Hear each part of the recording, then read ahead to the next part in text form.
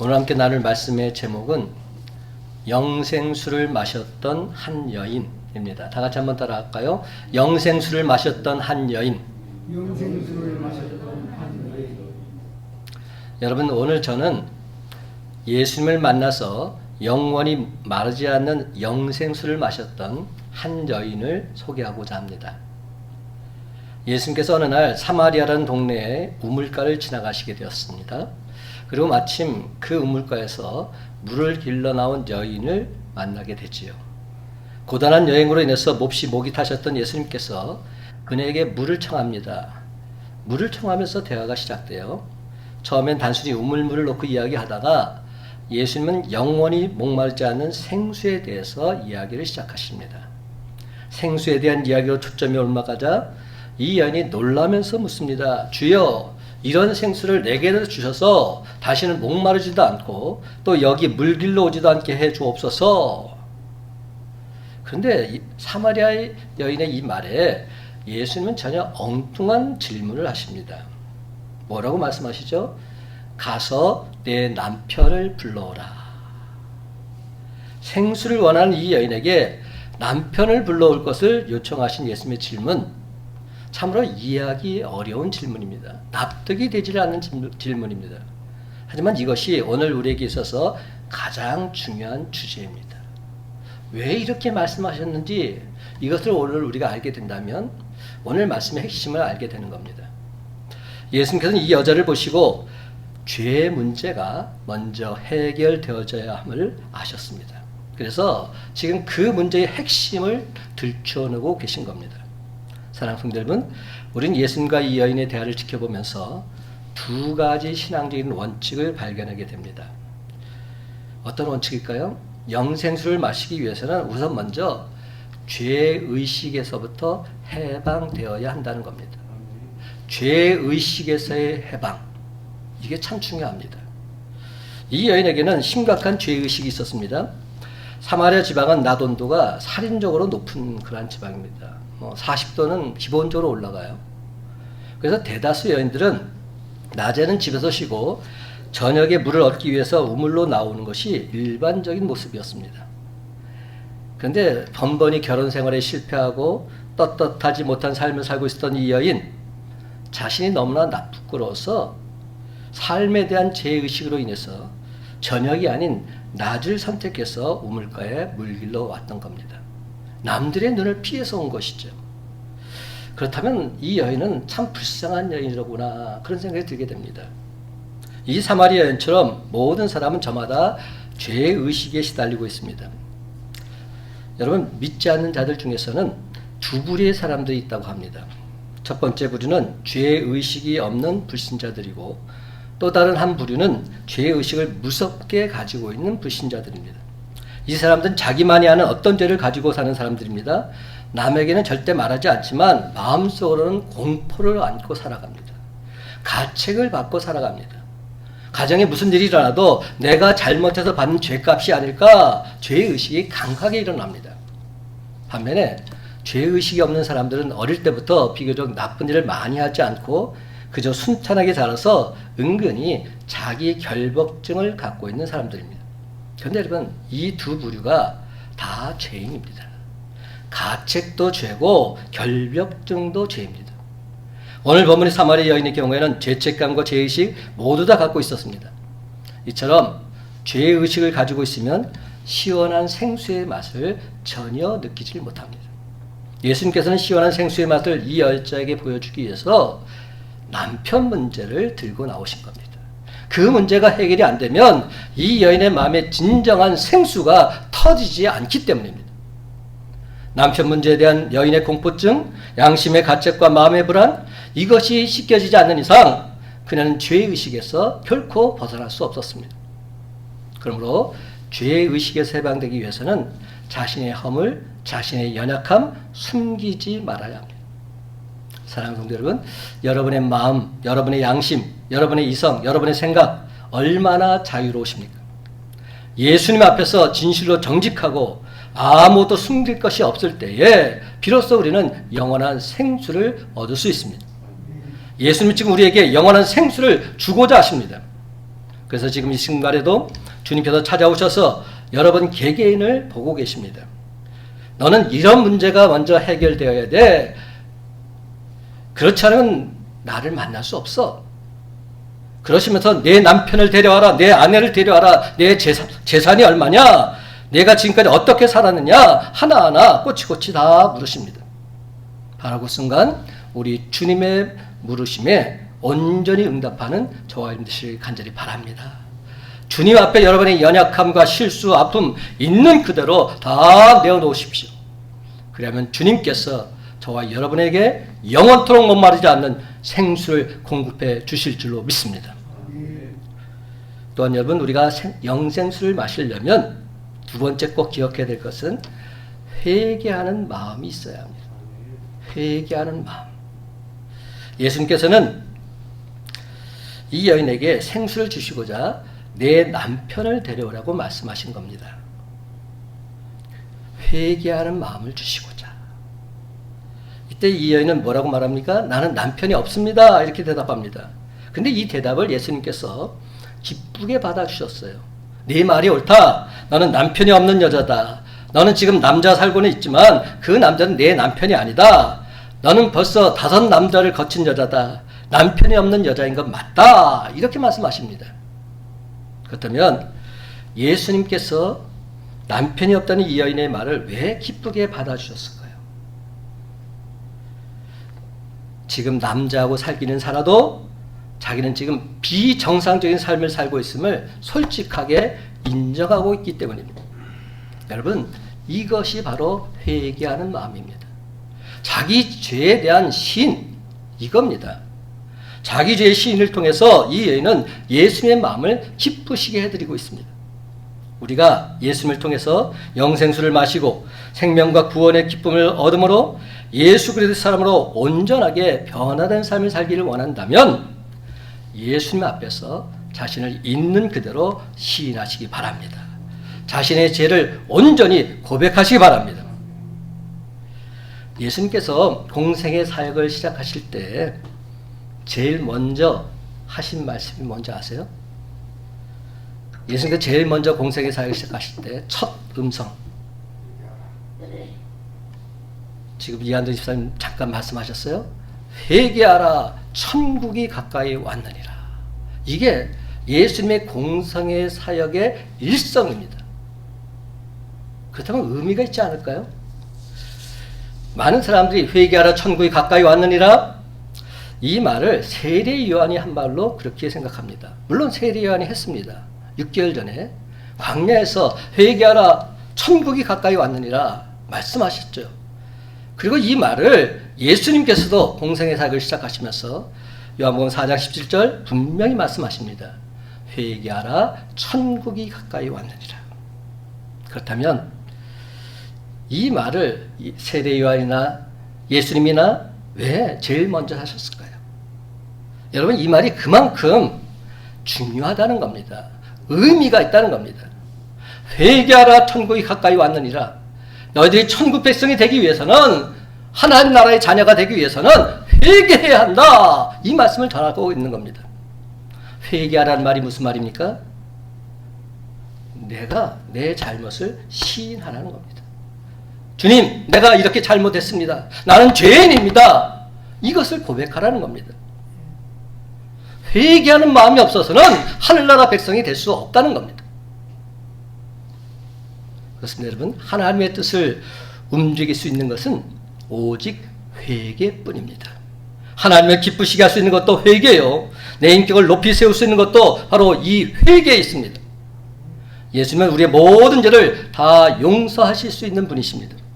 예수님에게 용서받지 못할 죄는 아무것도 없습니다. 혹여 용서받지 못하는 것이 있다면 그것은 우리가 진심으로 회개하지 않았기 때문입니다. 회개했다면 용서함 받습니다. 예수님이 십자가를 지신 것은 바로 우리의 죄를 용서하기 위함이었습니다. 여러분, 생각만 해도 끔찍하고 저주스러운 죽음이 이 십자가의 죽음 아닙니까? 그런데 예수님께서 바로 이러한 십자가의 죽음을 끝까지 참고 견디십니다. 왜 견디셨습니까? 십자가의 죽음을 통해서 우리 모든 죄를 사해해 주시기 위해서. 그래서 예수님께서 끝까지 참고 견디신 겁니다. 우리를 용서해 주시기 위해서. 따라서 예수 십자가 앞에서는 우리 인간의 모든 죄를 용서함 받을 수 있습니다. 그러면 여러분, 우리 주님께 나아오십시다. 주님께 과거의 불신앙을 다 내어놓고서 회개하시기 바랍니다. 그러면 사랑이 풍성하신 주님께서 영원한 생명수를 저와 여러분 모두에게 공급해 주실 줄로 믿습니다. 근데 여러분, 오늘 본문 말씀을 자세히 살펴보면 수가성의 사마리아 여인은 물을 길러 왔다가 자기 본연의 임무는 하지 않는 것 같아요. 무슨 얘기냐면, 물을 길러 왔으면 물을 길어야죠. 그리고 예수님과 대화를 하다가 그 예수님 말을 듣고 그럼 그 생수 저에게도 주십시오, 뭐 이렇게 말했잖아요. 그럼 그 생수를 뭐 받았다 뭐 이런 흔적이 있어야 되지 않습니까? 근데 성경을 보면 실제로 예수님께 뭘 받았다는 말도 없습니다. 그런데도 이 여인의 행동을 보면 분명해집니다. 이 여인이 생수를 마셨습니까? 안 마셨습니까? 분명히 마셨습니다. 생명을 얻었습니까? 얻지 못했습니까? 생명을 얻었습니다. 예수 믿고 구원받아서 하나님의 자녀가 되었습니다. 죄사함의 용서를 누리고 있습니다. 자기도 모르는 사이에 영원히 목마르지 않은 생명수를 이미 마신 것입니다. 누구를 통해서요? 예수 그리스도를 통해서. 예수 그리스도를 통해서 이 여인은 생수를 공급받은 것입니다. 예수 그리스도를 통해서 절망 가운데서 소망이 생겼고 멸망 가운데서 영원한 생명을 얻게 된 줄 믿으시기 바랍니다. 주님께서 이렇게 말씀하십니다. 나는 부활의 생명이니 나를 믿는 자는 죽어도 살겠고 무릇 살아서 나를 믿는 자는 영원히 죽지 아니하리라. 예수 그리스도를 믿는 자는 영생의 축복을 주신다 분명히 말씀하고 있는 겁니다. 그렇습니다, 여러분. 예수 그리스도를 만남으로 생명수를 마셨던 한 여인을 통해서 사마리아 수가성의 구원의 역사가 일어났던 것처럼 오늘날 우리가 살고 있는 이 땅에도 구원의 역사가 다시금 일어나야 합니다. 우리 가정에도 구원의 역사가 일어나야 합니다. 우리 교회에도 구원의 역사가 일어나야 합니다. 우리 삶의 현장에서 구원의 역사가 일어나야 할 줄로 믿습니다.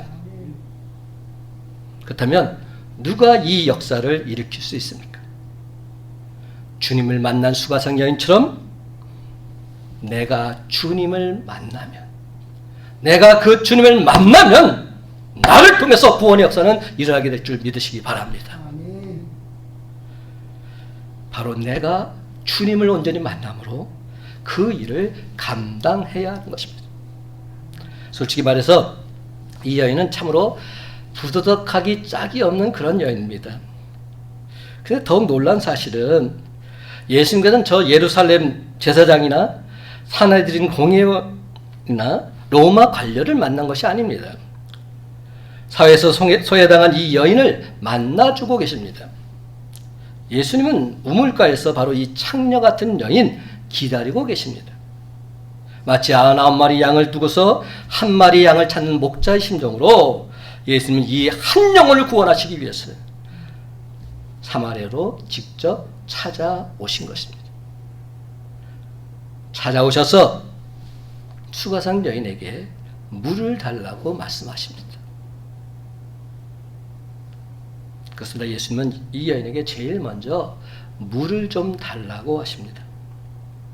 예수님께서 물을 요구한 것은 다만 갈증을 면하기 위해서 요구한 것이 아니지요. 영원히 목마르지 않는 영생수, 생명의 축복을 주시기 위해서입니다. 이 여인은 참으로 감사하게도 주님을 만나서 영원히 목마르지 않는 영생의 샘물을 얻게 된 것입니다. 그렇습니다, 여러분. 이처럼 우리 주님의 요구사항은 저와 여러분에게 영생수를 주시기 위함인 것인 줄 믿으시기 바랍니다. 지난주에 말씀과 좀 오버랩이 되는데요. 우리 김은조 집사님께서 기도하시면서 말씀하셨는데 엘리야 선지자가 사르밧에 사는 한 가난한 과부에게 가서 뭘 달라고 그랬어요? 제일 먼저 한 말이 뭔지 아세요? 물 좀 달라고 그랬어요. 오늘 예수님께서도 지금 이 수가성 여인에게 물 좀 달라고 말하고 있어요. 이게 그냥 나오는 말이 아닙니다. 물 좀 달라. 근데 이 엘리야 선지자는 한술 더 떴죠. 떡 좀 달라. 나 배고프다. 야. 근데 그렇게 말한 이유가 무엇일까요? 지금 사르밧 과부랑 그 아들을 죽이기 위해서 그렇게 말한 겁니까? 아니에요. 살리기 위해서. 앞으로 닥칠 3년 반 동안의 기근을 면하고 온전히 축복해 주시기 위해서 그렇게 말씀하신 겁니다. 그리 시냇가에서 엘리야에게 까마귀를 시켜서 떡과 물을 날라다 먹이시던 하나님께서 왜 갑자기 그를 두로 지방으로 가라고 명령하셨을까요? 사르밧에 살고 있는 가난한 과부를 축복하시기 위한 하나님의 크나큰 그림이 있었기 때문입니다. 우리가 믿는 하나님은 한 사람 그 한 사람 한 사람을 다 보고 계십니다. 그 한 사람을 구원하기 위해서라면 모든 것을 다 하시는 분이십니다. 그래서 하나님께서는 우리가 가지고 있는 귀한 그 무엇을 하나님께 드릴 것을 요구하십니다. 시간을 드릴 것을 요구하십니다. 물질을 드릴 것을 요구하십니다. 우리의 기술과 재능과 지혜와 지식까지도 드릴 것을 요구하십니다. 하나님의 이 요구에 온전히 순종하는 마음으로 여러분이 가지고 있는 바로 그것을 주님께 드리시기 바랍니다. 그러면 여러분의 작고 보잘것없는 헌신을 통해서 크고도 놀라운 하나님의 은혜와 기적이 분명 나타나게 될 줄로 믿습니다. 그런데 오늘 본문에 나오는 사마리아 여인은 사르밧 과부와는 좀 차원이 달라요. 사르밧 과부는 엘리야 선지자의 말에 즉각적으로 순종했어요. 그렇죠? 제가 지난주에 말씀드릴 때 그 이전에 선 이해가 있어야 된다 제가 말씀을 드렸죠. 분명히 엘리야로부터 하나님 말씀을 전해 듣고 그 말씀이 진리임을 알았기에 순종했다 이렇게 말씀을 드렸습니다. 근데 오늘 말씀 보면 엘리야 선지도 아니고 예수님입니다. 예수님께서 말씀하시는데 이 수가성 여인은 그 말에 순종하려고 들질 않아요. 엉뚱한 말을 합니다. 예수님께서 물 좀 달라 하시니까 9절에 뭐라고 말하는지 아십니까? 당신은 유대인으로서 어찌하여 사마리아 여자인 나에게 물을 달라 하나이까? 이게 무슨 말인지 아세요? 유대인들과 사마리아 사람들은 철천지 원수지간이었어요. 그래서 항상 서로 상종도 안 하고 지나가지도 않았어요. 근데 유대인인 예수라는 사람이 지금 자기 사마리아인인 자기한테 물 달라 하니까 도대체 이게 말이 되냐 비웃고 있는 겁니다. 유대인들이 사마리아 사람들과는 상종도 안 한다더니 뭔 물을 달라고 하십니까? 이렇게 말하고 있는 것이죠. 이 예수님께서 뭐라고 말씀하십니까? 10절 예수께서 대답하여 이르시되 내가 만일 하나님의 선물과 또 내게 물 좀 달라는 이가 누구인지를 알았더라면 내가 그에게 구하였을 것이요 그가 생수를 내게 주었으리라. 그러니까 이번에는 그 여인이 대답하기를 11절 12절 이렇게 말합니다. 주여 물기를 그릇도 없고 이 우물은 깊은데 어디서 당신이 그 생수를 얻겠사옵나이까? 우리 조상 야곱이 이 우물을 우리에게 주셨고 또 여기서 자기와 자기 아들들과 짐승이 다 마셨는데 당신이 야곱보다 더 크니까. 여러분 이 얼마나 예수님을 무시하는 언행입니까? 네가 뭔데 지금 그런 말 하고 있냐는 겁니다. 도대체 네가 뭔데 이런 소리 하고 있냐는 겁니다. 예수님을 향해서 계속 비아냥거리고 있습니다. 예수님을 야곱과 비교하면서 도대체 물기를 그릇도 없이 어떻게 물을 깃겠다고 하느냐 이렇게 개무시하고 있는 겁니다. 제가 만약 예수님이었다면 열받았을 것 같아요. 한 사람 구원하려다가 완전히 마음 상해가지고 에이 너 지옥 따려 나 따라 너 상종 안 할 거야 이렇게 말할 것 같아요. 얼마나 예수님 마음에 상처를 받았을 거야. 물 좀 달라고 한마디 했다가 별의별 소리를 다 들으니까. 여러분 그런데 예수님께서 뭐라고 말씀하십니까? 그 순간 예수님께서 들려주신 말씀, 우리가 너무 잘 아는 말씀, 너무나 귀한 말씀입니다. 13절과 14절 함께 읽어봅시다. 13절 14절 시작. 예수께서 대답하여 이르시되 이 물을 마시는 자마다 다시 목마르려니와 내가 주는 물을 마시는 자는 영원히 목마르지 아니하리니 내가 주는 물은 그 속에서 영생하도록 솟아나는 샘물이 되리라. 아멘. 너무나도 귀한 말씀입니다. 2000년 전 수가성 여인을 찾아가서 말씀하셨던 예수님께서 저와 여러분에게도 동일하게 말씀하십니다. 이 물을 마시는 자마다 다시 목마르려니와 내가 주는 물을 마시는 자는 영원히 목마르지 아니하리니 내가 주는 물은 그 속에서 영생하도록 솟아나는 샘물이 되리라. 아멘입니다. 그러므로 사랑하는 성도 여러분, 이제부터는 세상 갈증을 해소하기 위해서 주님 전에 나오지 마시고 영생수를 마시고자 주님 전에 나오시기 바랍니다. 그래서 생명의 말씀을 통해서 영생하도록 솟아나는 샘물이 넘치도록 받아 마시는 저와 여러분의 복된 삶이 다 되시기를 예수님의 이름으로 간절히 축원합니다. 근데 이번에는 예수님께서 수가성 여인에게 선뜻 납득하기 어려운 말씀을 하고 계십니다. 그러니까 이 수가성 여인이 말도 안 되는 말을 계속 짓거려 댔는데 이제 예수님께서는 이 여인이 도무지 이해할 수 없는 말을 하고 계시는 겁니다. 어떤 말? 내 남편을 데려오라. 갑자기 뜬금없이 내 남편을 데려오라. 아니 이게 무슨 말도 안 되는 그런 말씀 아니세요? 맥락이 이어지지가 않잖아요. 아니 물 마시는 거 얘기하다가 갑자기 남편을 데려오라니요. 이 말씀은 이 여인의 가장 잘못된 부분, 가장 수치스러운 부분을 지적하고 계신 겁니다. 그러니까 수가성 여인이 화들짝 놀라면서 얼른 변명하기를 남편이 없습니다 이렇게 말하고 있어요. 17절부터 19절 말씀 함께 읽어볼까요? 17절부터 19절 시작. 여자가 대답하여 이르되 나는 남편이 없나이다. 예수께서 이르시되 내가 남편이 없다는 말이 옳도다. 너에게 남편 5이 있었고 지금 있는 자도 내 남편이 아니니 내 말이 참되도다. 여자가 이르되 주여 내가 보니 선지자로소이다. 아멘. 여러분 이제 이 장면 속에서 조금 이 여인의 모습이 달라지고 있음을 발견할 수 있어요. 처음에는 예수님을 완전히 철천지 원수처럼 거들떠보지도 않다가 예수님 말씀을 듣고 보니까 이분이 보통 사람은 아닌 것 같은 거예요. 그러니까 당신이 선지자이십니다. 왜냐하면 자기 모든 것을 이미 알고 있다는 것. 그러니까 선지자다 고백하고 있는 겁니다. 사랑하는 분들 여러분, 이 여인은 채워도 채울 수 없는 강한 욕망 때문에 지금까지 남편을 5명이나 갈아치우면서 방탕한 생활을 계속해 왔던 겁니다.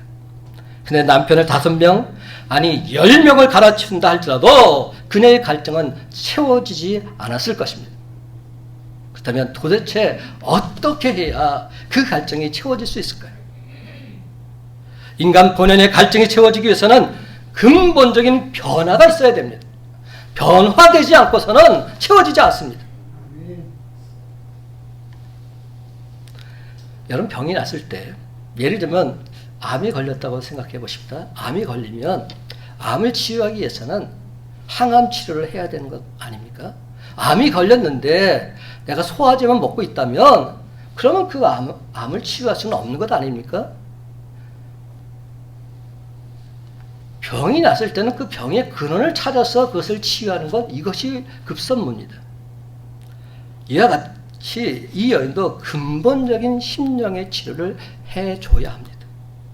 마음이 변화되고 생각이 변화되고 삶이 변화되어야 합니다. 지난 한 주간 무척 덥더라고요. 근데 다음 주도 엄청 덥다고 얘기를 하고 있어요. 무척 더울 때 여러분 갈증이 난다고 해서 아이스크림을 사 먹으면 차가운 아이스크림을 먹잖아요. 그럼 그때는 참 좋아요. 시원하다. 근데 다 먹고 나서는 오히려 갈증만 더합니다. 이 갈증을 해소하기 위해서는 어떻게 되죠? 시원한 시원한 냉수 한 그릇 먹으면 그러면 갈증은 싹 사라지게 돼 있어요. 시원한 얼음 동동 띄어서 냉수 한 그릇 마시면 얼마나 그 갈증이 해소될지 모릅니다. 사랑하는 성도들은 이 여인에게 예수님께서 남편을 데려오라고 하신 것은 이 여인의 부도덕한 생활을 책망하시기 위해서가 아닙니다. 다른 사람들에게 창피를 주기 위한 것도 아닙니다. 예수님은 그녀의 잘못된 생활을 고쳐주시기 위해서, 바로잡아 주시기 위해서, 온전히 치료해 주시기 위해서 남편을 데려오라고 말씀하신 겁니다. 그럼 여러분, 우리의 잘못된 것을 온전히 치료함 받으려면 치료의 근원 되신 우리 주님 앞에 그것을 온전히 내어 놓아야 합니다. 병든 것을 치료받으려면 환부를 의사 앞에 내어 보여야 하듯이 잘못된 생각과 죄악에 물든 우리의 심령을 주님 앞에 솔직하게 드러내고 회개해야 합니다. 그리하면 우리 주님께서 저와 여러분을 긍휼히 여기사 온전하게 완벽하게 고쳐주실 줄로 믿습니다. 여러분, 이제 수가성 여인은 예수님을 만난 후에 조금씩 변화되고 있어요. 눈이 점점 더 밝아지고 있습니다. 처음에는 예수님을 비아냥거리면서 야곱과 비교하더니 이제는 선지자로 인정하고 있습니다. 오 주님, 당신은 선지자이시군요. 그리고 나중에는 예수님을 나의 주, 나의 메시아라 고백하기에 이릅니다. 요한복음 4장 마지막 부분 가다 보면 29절에 이렇게 나옵니다. 내가 행한 모든 일을 내게 말한 사람을 와서 보라. 이는 그리스도가 아니냐. 이 여인이 이분이 바로 메시아입니다. 이분이 바로 그리스도입니다. 힘차게 전파하고 있는 겁니다. 그래서 여러분, 정욕에 불타는 여자, 혼자서는 못 사는 여자, 세상 말로 더럽게 팔자가 센 여자, 그런데 이런 여자도 예수를 믿고서 예수는 그리스도라 고백하게 된 것입니다. 참으로 놀랍고 충격적인 사건이라 말하지 않을 수 없습니다. 그렇습니다. 이런 수가성 여인을 우리가 아는 이상 설마 저런 사람도 예수님을 믿을 수 있을까? 전도 대상에 대한 우리의 고정관념, 잘못된 고정관념 완전히 깨버려야 합니다. 저런 사람도 예수 믿고 구원받을 수 있습니다. 정욕과 쾌락에 노예짐에도 불구하고 다만 그 내면에서 꿈틀거리는 불타는 욕망을 이 여인처럼 용감하게 표출하지 못하고 율법적으로 억누르면서 살고 있는 20세기의 바리새인들, 그 바리새인의 모습이 바로 내 모습일 수 있습니다. 저와 여러분이 21세기의 바리새인일 수 있다는 겁니다. 그렇다면 여러분, 이 여인이 만난 예수님과 요즘 우리들이 만난 예수님 과연 어떻게 다를까요? 예수님을 믿는 요즘 사람들은 왜 수가성 여인처럼 인생의 궤도가 획기적으로 변하지 않는 것일까요? 도대체 어디에 뭐가 문제가 있었을까요? 누가 진짜 바리새인이고 누가 진짜 창녀일까요? 예수님께서는 왜 그토록 고상한 척하고 거룩한 척하고 잘 믿는 척했던 바리새인들을 외면하시고 그들이 그토록 천박하게 여겼던 사마리아 여인을 만나주고 계실까요? 생각하면 생각할수록 이제는 수가성 여인이 너무나 대단하게 보이기까지 합니다. 나보다 솔직해서 존경스럽고 예수님께서 독대해 주셔서 부럽고 예수님을 만난 후 전도에 푹 빠진 여자라서 더더욱 부럽습니다. 사랑하는 성도 여러분, 예수님은 그녀가 무엇을 갈망하고 있는지 다 알고 계셨습니다. 그래서 그녀를 찾아가신 겁니다. 세상 사람들에게 손가락질 받고 상처받아서 갈기갈기 찢어진 그녀의 육체적 고통, 영적 갈증 치료해 주시고자, 그를 따뜻하게 품어주시고자 예수님께서 그녀를 찾아가신 겁니다. 그럼 여러분, 수가성 여인처럼 나 같은 죄인을 위해서 십자가에 달려 죽으신 우리 주님의 은혜에 기쁨과 감격의 눈물을 흘리면서 날 구원하신 주님께 온전히 나오는 저와 여러분의 삶이 되시기를 간절히 소망합니다.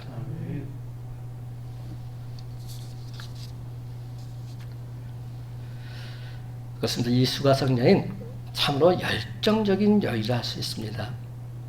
예수님과의 그 잠깐 그 짧은 기간 동안 자신이 평생 동안 품고 있었던 그런 문제들 한꺼번에 다 질문하고 있어요. 야, 대단한 여인 같아요. 첫 번째 이렇게 질문합니다. 유대인 남자인 당신이 사마리아인 여인인 나에게 어찌 물을 달라 청을 하십니까? 이게 첫 번째 질문입니다. 두 번째 질문. 주여, 물기를 그릇도 없고 이 우물은 깊은데 어디서 이 생수를 얻겠습니까? 세 번째. 주여, 당신 말처럼 다시는 영원히 목마르지 않고 영원토록 솟아나는 샘물이 있다면 지금 당장 내게 주실 수 없습니까? 네 번째 질문. 제가 설교 시작하기 전에 또 예배 시작하면서 전했던 말씀이 있습니다. 우리 조상들은 이곳에서 예배를 드려야 한다고 하는데 유대인들은 예루살렘에서만 드려야 한다고 말합니다. 어느 것이 맞습니까? 다섯 번째, 당신은 하나님은 영이시니 장소가 문제가 아니라 영과 진로 예배드리는 것이 중요하다고 말씀하시는데 그런 이상적인 예배는 메시아, 곧 그리스도가 오셔야 가능한 일 아닙니까? 바로 그때 예수님께서 이렇게 말씀하십니다. 내게 말하는 내가 그다. 요한복음 4장 26절, 내게 말하고 있는 그 사람이 바로 나다. 메시아가 바로 나다. 그렇게 말씀하고 있는 겁니다. 이 대답을 들은 그녀는 더 이상 질문을 하지 않습니다. 지금까지 막 질문을 쏟아 놓았는데 이제는 더 이상 질문을 하지 않아요. 왜죠? 해답을 얻었기 때문에. 궁극적인 해답을 얻었기 때문에. 오늘 사는 우리도 수가성의 이 여인처럼 수많은 질문과 의문들을 안고 살아갑니다. 그 문제의 답은 오직 하나님만이 하실 수 있습니다. 그렇습니다. 하나님의 독생자 예수 그리스도만이 이 문제의 진정한 해답이십니다. 25절과 26절 말씀 다 같이 함께 읽어볼까요? 25절 26절입니다. 시작. 여자가 이르되 메시아 곧 그리스도라 하는 이가 오실 줄을 내가 아노니 그가 오시면 모든 것을 우리에게 알려주시리다. 예수께서 이르시되 내게 말하는 내가 그라 하시니라. 아멘. 여러분, 이 말씀 한마디에 여인은 물동이를 버려두고 동네로 달려가서 소리 높이 외치고 있습니다. 내가 그리스도를 만났습니다. 내가 메시아를 만났습니다. 나와서 보십시오. 내가 행한 모든 것을 그분은 이미 다 알고 계십니다. 사실상 그녀가 지금까지 행한 일, 자랑스러운 일은 하나도 못 됩니다. 다 부정한 일을, 잘못된 일이죠. 부끄러운 것뿐입니다. 하지만 그게 문제가 아닙니다. 그러나 동네 사람들이 나와서 저 여자가 드디어 미쳤다 이렇게 말합니다. 그럼에도 그녀는 개의치 않고서 외치고 또 외치고 있습니다. 39절 말씀에 보니까 사마리아의 많은 사람들이 예수를 믿었다 기록하고 있습니다. 여자의 말이 내가 행한 모든 것을 그가 내게 말하였다 증언하므로 그 동네 중에 많은 사마리아인이 예수를 믿는지라. 여러분, 저는 이 장면을 보면서 갑자기 머리가 쭉 펴 섰어요. 무슨 얘기냐? 이 여인을 그 동네 사람들이 어떻게 취급하고 있었을까요? 저 여인은 부정한 여자야. 저 여인은 상종하지 못할 여자야. 근데 그런 여인이 말을 하면 여러분 그 말을 고지 듣게 됩니까? 솔직히 얘기해 보십시다. 우리가 생각하는 그 선입견을 갖고 있는 누군가가 있어요. 저 사람은 나 말도 섞고 싶지 않아. 저 사람은 상종하고 싶지도 않아. 근데 그 여인이 예수님이 메시아입니다. 예수님이 그리스도입니다. 막 말을 하면, 저 미친 여자 말 내가 들을 일이 없어. 나 들을 필요 없어. 그러면서 아예 외면할 것입니다. 그런데 어떤 일이 벌어졌다고요? 그 말을 듣고 그 동네 사람들이 예수를 믿었다 성경은 말하고 있어요. 사마리아 사람들 중에서도 가장 멸시천대받던 이 여인의 말, 과연 그 누가 믿을 수 있었던 말입니까? 저는 이 말씀을 묵상하면서 이런 확신이 들었어요. 바로 그 순간 성령님께서 개입하셨구나. 바로 그 순간 성령께서 그 여인의 입술을 주장해 주셨구나. 성령님께서 그 여인의 입술을 감고도 주관해 주셨을 텐데 그 말을 듣는 모든 사람들이 그 말을 아멘으로 화답할 수 있게 된 줄 믿으시기 바랍니다. 여러분, 내가 하는 데는 한계가 있어요. 내가 아무리 말 잘하고 지혜롭게 행동해도 분명 틈이 있고 잘못된 모습이 보이게 돼 있어요. 그런데 성령님이 나와 함께서 내 입술을 주관하시고 내 행동을 주관하시면 그 속에서 놀라운 하나님의 역사는 임하게 될 줄 믿으시기 바랍니다. 그렇습니다. 성령님께서 그녀의 입술을 강권적으로 주관해 주신 것입니다. 하나님께서 듣는 이들의 마음을 온전히 열어주신 것입니다. 그렇습니다. 여러분, 하나님께서 하시면 그 어떤 곳에서도 그 누구를 통해서도 그 놀라운 구원의 역사는 반드시 나타나게 될 줄로 믿습니다. 여러분, 버려진 땅 사마리아, 외면당하고 멸시당한 사마리아 땅에서도 그곳에 사는 사람들 중에서도 가장 비천한 한 여인, 이 여인이 예수님을 구주로 믿고 회개하니까 그 땅에 복음의 불길이 활활 타오르게 된 줄로 믿습니다. 영혼 구원의 역사가 진정 나타나게 된 줄로 믿습니다. 세상 정욕에 미혹돼서 남자에게 완전히 미쳐서 살던 세속적인 여자 수가성 여인이 예수 그리스도를 만난 후에 이제 예수님께 미친 여자가 된 것입니다. 예수님께 미친 여자 수가성 여인. 그렇습니다. 예수님을 만난 후로 이 수가성 여인은 영원히 목마르지 않는 샘물을 소유하게 되었습니다. 그뿐만 아니라 그녀가 체험한 영생의 기쁨과 감격을 미친 듯이 세상 사람들에게 전하고 있습니다.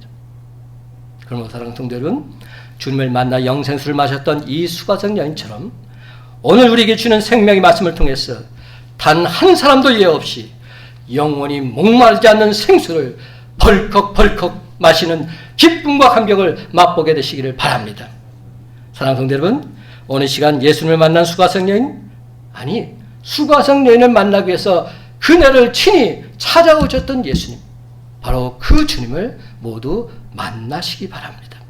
그리고 이제부로는 예수 십자가 별로 거듭난 세 사람답게 내가 만난 그 주님 온 세상에 기쁘고 즐겁게 전하며 사시기 바랍니다.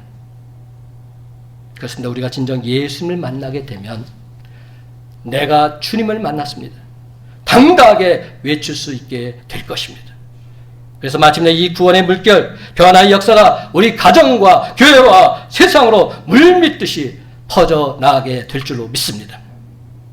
주님이 말씀하십니다. 내가 곧 길이요 진리요 생명이니 나로 말미암지 않고는 아버지께로 올 자가 없느니라. 이제 말씀을 맺습니다. 사랑하는 성도 여러분, 길이요 진리요 생명 되시는 예수 그리스도를 만났어요. 영원히 목마르지 않은 생수를 공급받음으로 저 갈급한 심령들에게 그 영생수를 힘써 전해주는 영적 통로가 다 되시기 바랍니다. 그렇습니다. 여러분, 예수님을 만나 영생수를 마셨던 수가성 여인처럼 날마다 주님을 만나서 목마르지 않는 영생수를 마심으로 우리 가정과 교회와 세상을 점점 더 천국으로 변화시켜 나가는 저와 여러분의 복된 삶이 다 되시기를 예수님의 이름으로 간절히 축원합니다.